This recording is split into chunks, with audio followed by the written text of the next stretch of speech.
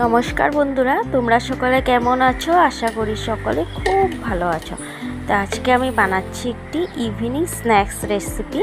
ফার্স্টে আমি কিছু পেঁয়াজ কুচি কেটে নিয়েছি, তার সাথে একটা আলুকে সামান্য কুড়িয়ে নিয়েছি আর একটা দু তিনটে কাঁচা লঙ্কা কুচি কুচি করে কেটে দিয়ে দিয়েছি। তার সাথে দিয়ে দিচ্ছি সামান্য পরিমাণে বেসন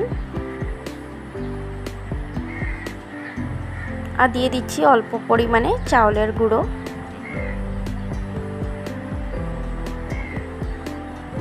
তার মধ্যে দিয়ে দিচ্ছি অল্প হলুদ আর একটু নুন দিয়ে ভালো করে অল্প অল্প জল দিয়ে মেখে নিব।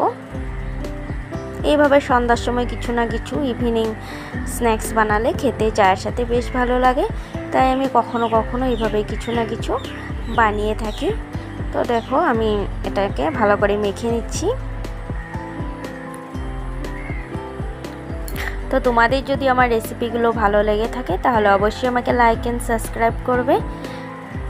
তারপর দেখো এখানে গরম তেলে আমি ভেজে নিব, ছোট ছোট গোল গোল করে পকোড়ার মতন করে দিয়ে দিচ্ছি।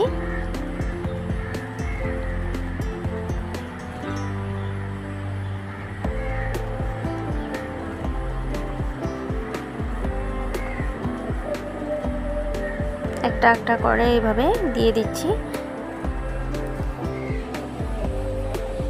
দেখো আমার পকোড়াগুলো এক পিঠ হয়ে যাওয়ার পর আরেক পিঠ উল্টিয়ে দিয়েছিলাম। তারপর দেখো আমার পকোড়াগুলো হয়ে গেছে।